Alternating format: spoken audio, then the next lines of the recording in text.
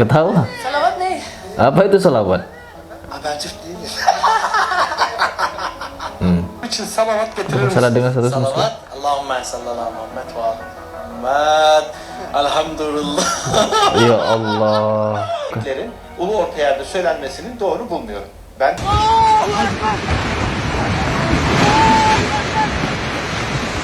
Berbondong-bondong orang di sana menyebutkan Allahu Akbar, Astagfirullahaladzim, dan lain sebagainya. Minta perlindungan kepada Allah, langsung ingat kepada Tuhannya.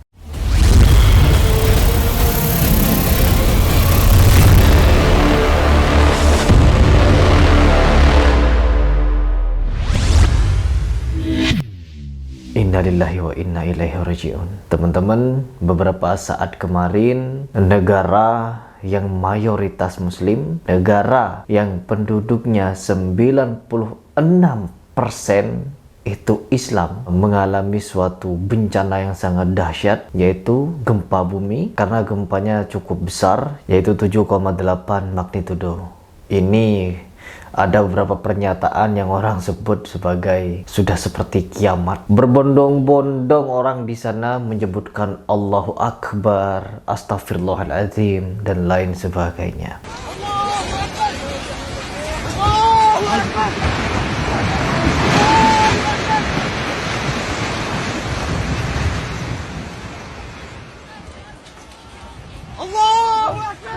Minta perlindungan kepada Allah, langsung ingat kepada Tuhannya. Ini adalah sebagian di mana bencana alam memang diturunkan atau dikeluarkan oleh Allah Subhanahu wa taala untuk memberikan peringatan kepada umat manusia. Di sini saya tidak ingin membahas tentang gempanya atau kisah pilunya, melainkan saya ingin membahas tentang apa negara Turki yang sebenarnya. Negara Turki ini seperti apa? Oke, di sini saya ingin mereaction ya suatu video di mana video ini menunjukkan situasi keseharian yaitu di negara Turki. Yang kita tahu bersama bahwa Turki adalah negara sekuler. Seperti apa negara sekuler? Mari kita reaction langsung. Nanti saya juga akan memberikan penjelasan lebih detail mengenai negara Turki yang sebenarnya. Birçok insan kelime-i şehadetin manasını bilmiyor. İnandığı dine gerçekten şahitlik edemiyor. Peki nedir kelime-i şehadet? Manasını gerçekten biliyor muyuz? Yoksa yalancı şahit? Kedustaan belaka. Bizim için selavat getirir misiniz? Ketawa. Salavat ne? Apa itu salawat? habercik değiliz. Salavat getirir misin? Ben Müslüman değilim. Abi son Bukan değilim muslim. ben. Eşhedü en la ilahe illallah ve eşhedü enne Muhammeden abduhu ve resulü. Eşhedü en la ilahe illallah ve eşhedü enne Muhammeden. Salavat. Abi Müslüman değilim. Ben de değilim abi. Abi ben Müslümanım. Ne dedim bir daha tekrarlar? Selavat getirir misin? Salavat. Bilmiyorum abi. Biliyordum ama... Tidak tahu selawat. İzmir'e hoş geldiniz ya. Grubun bir kişi Müslüman, o da salavat bilmiyor. Bizim için selavat getirir misiniz? Salavat getiremem. Getiremem. Salavat. Şu an Müslümanlığından şüpheleniyorum. Bizim için salavat getirir Apa salah misiniz? dengan status muslim? Salavat. Allahümme salli ala Muhammed ve ala Muhammed. Elhamdülillah.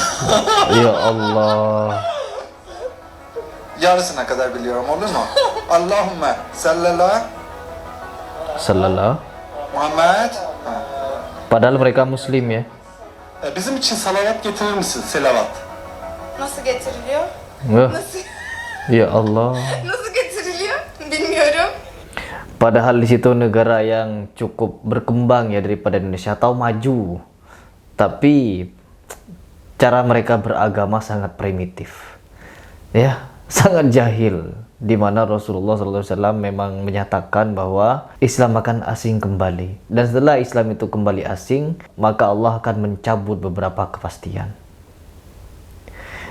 Kita lanjut dulu ya. Kita lanjut dulu. Nanti saya akan berikan pernyataan lagi.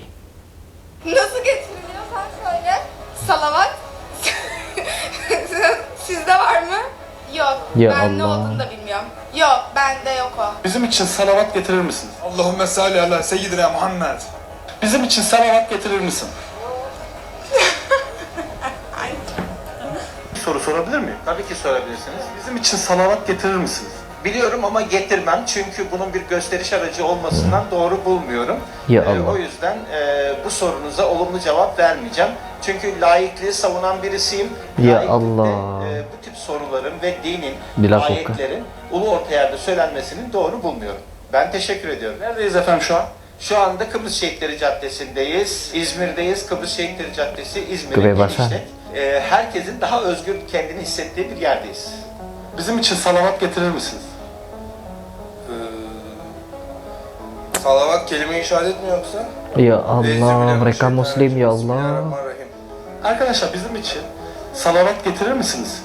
Tövbe tövbe. Arkadaşlar hoşçakalın. Kendinize çok dikkat edin. Ya Allah. Nasıl da onu da hatırlamıyorum. Oh, salah-salah. Allahümme salli ala seyyidina Muhammedin ve ala ali seyyidina Muhammed. Selavat getirir misiniz? Salavat. Bir dakika. Salavat Allahümme salli ala seyyidina Muhammed ve ala ali Muhammed. Tamam. Bunun alası var bizde. Allahümme salli ala seyyidina Muhammed.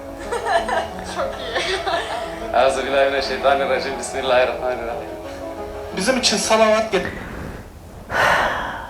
Ya Allah. Ya Allah, saya merasa beruntung ya. Saya jadi merasa beruntung hidup di Indonesia. Dibesarkan di kondisi keluarga yang taat di dalam beragama dan juga mendapatkan pendidikan agama yang sangat luar biasa. Kalau kita bandingkan dengan apa yang terjadi di Turki ini ya, di mana negara muslim tapi muslimnya sekuler. Subhanallah, teman-teman. Ya. Kita di sini belajar untuk membaca suatu situasi ya. Di sini saya terharu sebenarnya, terharu.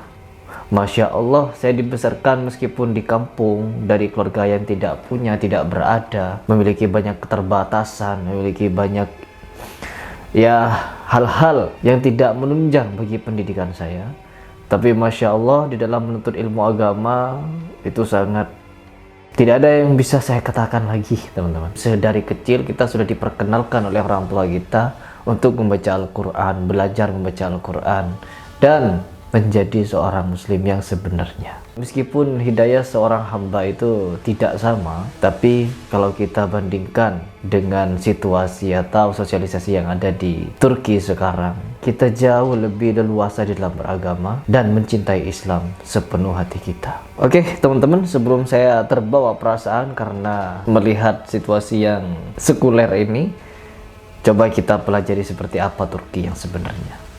Seperti yang saya sampaikan tadi di awal ya teman-teman, bahwa di Turki ini mayoritas umat muslim tapi sekuler, di mana mereka tidak mengenal adanya sholat, tidak mengenal adanya pengajian, tidak mengenal adanya taklimul muta'lim dan lain sebagainya. Jadi memang pendidikan agama di situ minim atau bisa tidak ada. Jadi meskipun di Turki ini adalah negara Islam ya teman-teman, 96 lebih masyarakatnya itu memeluk agama Islam, tapi negara Turki ini adalah sekuler, di mana negara sekuler ini memisahkan antara hidup bernegara dengan agama. Jadi 90% itu rata-rata mereka tidak kenal Islam. Meskipun mereka beragama Islam, tapi mereka tidak tahu isi Al-Qur'annya. Kita flashback kepada sejarah Konstantinopel, di mana Konstantinopel ini adalah suatu kerajaan yang berjaya lebih dari 1000 tahun. Setelah Konstantinopel baru masuk ke era Daulah Utsmaniyah, di mana membuat tatanan bernegara secara Islami, syariat. Namun setelah Daulah Utsmaniyah baru digantikan oleh Mustafa Kemal yang merombak segala tatanan menjadi negara sekuler tadi, di mana pendidikan agama ditiadakan, merubah Masjid Hagia Sophia menjadi museum, yang di mana dulunya masjid itu adalah suatu gereja. Setelah Islam jaya di situ barulah dirubah menjadi masjid. Tapi setelah kekuasaan Mustafa Kemal ini barulah semua dirombak ya.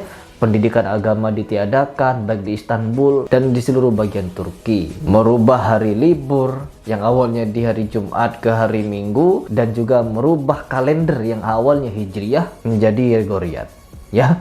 Jadi banyak sekali perubahan yang itu adalah cikal bakalnya menjadikan Turki sebagai negara sekuler. Subhanallah. Jadi memang negara Turki dari awal abad ke-19 sudah mendeklarasikan bahwa negaranya adalah negara sekuler, di mana negara sekuler itu tidak lagi mengenal agama.